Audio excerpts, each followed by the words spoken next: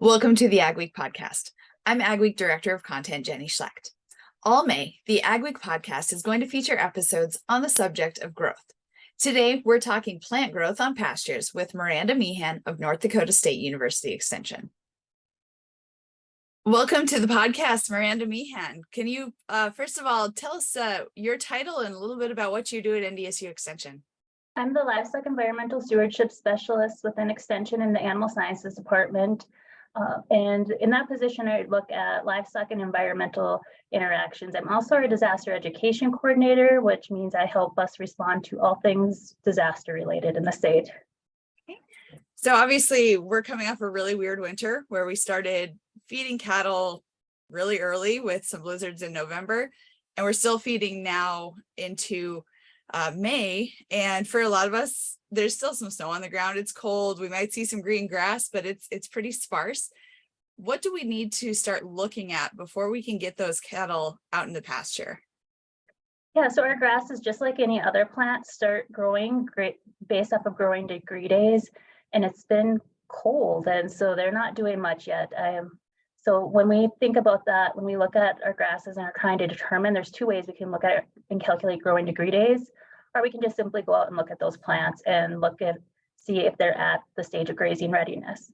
And grazing readiness for our tame pasture plants, which would be smooth brome grass, crested wheatgrass, that's the 3-leaf stage. So when it has 3 fully extended leaves. And for our native full season grasses, such as western wheatgrass, that would be the 3.5-leaf stage.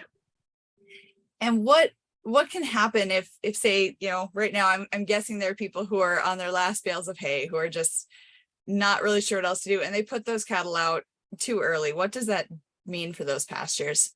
You're giving up production. So if we graze our plants too early, it can cost you up to 40 to 60% of your production for that growing season. So early in the season, those plants are trying to start to grow. This year might be a little more stressful because of the fall drought, actually. So some of our tillers didn't develop very well last fall. So that's further complicating those plants as they have to start regrowing a new tiller before they can start growing from that point. And so that's delaying things an additional 2 weeks potentially. And so those plants, as they're putting all those leaves are really important for capturing energy for growth. If we graze too early, they're not able to capture that energy and grow. So what are some strategies people can use to get them to pasture time at a proper time? First is just knowing what plants you have out there and what are the major plants, and just going out and look at your pastures. I think that's a good thing, until they're ready to graze, as much as people don't want to hear it, continue feeding in a dry lot or on tame pasture if that's an option, just to get them out of the mud. We know that's an issue this year. Other things is, did you do a winter cereal? Are you using those as an option to get out and graze on those? Those should be coming along in soon, mid-May. We're hoping, as well as you, for some of our research. And then moving on to those tame grass pastures as they start to develop. Right now, smooth brome is only at the 1.5-leaf stage in different parts of the state. In different parts of the state, because extension agents are monitoring right now. So we'll be putting updates out as we're watching things grow too. Do we have an average date that we usually have pasture time in North Dakota? It's variable across the state, and also it's going to depend on your grazing management, but usually our cool season tame grasses are ready to graze early May, and then early to mid-May, and then as we move on, our natives are later. In late May is when they're usually reaching grazing readiness. So we're just a little off still this year.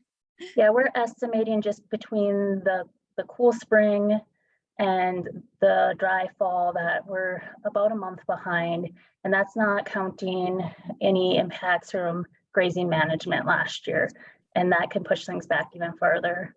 So if someone grazed too long into the fall and during that drought, that would have set things off. Yeah, because that plant's going to have to regrow. And then the other thing is that you're going to give up even more production. We've been doing some monitoring the past couple of years, and we've found that if we graze heavy in the fall and remove that growing point of that grass, that we can lose up to 57% production the following season. Wow, that's That's pretty significant. Now you're in Colorado right now. Can you tell us a little bit about what you're learning down there? Nothing yet. I'm in Boulder. I'm going to talk this afternoon on flash drought and our experience in 2017. And the goal of the workshop is just learning from others that have been involved in flash drought responding and how we can be better prepared for it in the future, since they do come on so rapidly or they're difficult to prepare for.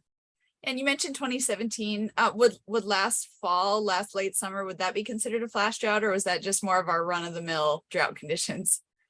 It wasn't a flash drought because it did come on slowly, and flash drought gets intense very quickly. And so if we think of 2017, the beginning of April or end of April, we weren't in any level of drought.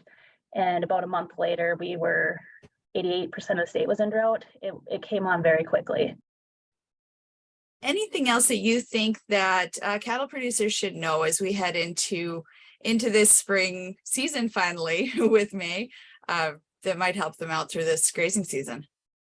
I think just getting to know your pastures, reach out to your extension agent.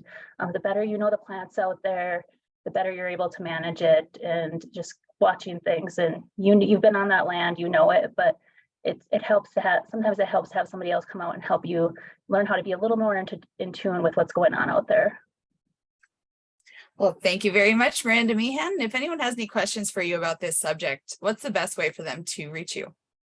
Yeah, reach out to me directly, or you can reach out to your local extension agent and they'll connect you with me. You can either send me an email. I'm also on Twitter or Facebook. We'll be putting those updates on there as we watch and are monitoring grazing readiness across the state. So you can be looking at those as well. Great. Thank you so much. You have a great day. Thanks, you too. Go beyond the headlines with an Agweek membership. Get in-depth agribusiness reporting, original farm and ranch stories, and fact-based research for the most comprehensive ag news in the upper Midwest. Experienced ag journalists bring you exclusive ag news, insights, and policy updates you won't find anywhere else. Become a member today and get unlimited access to Agweek and Agweek TV.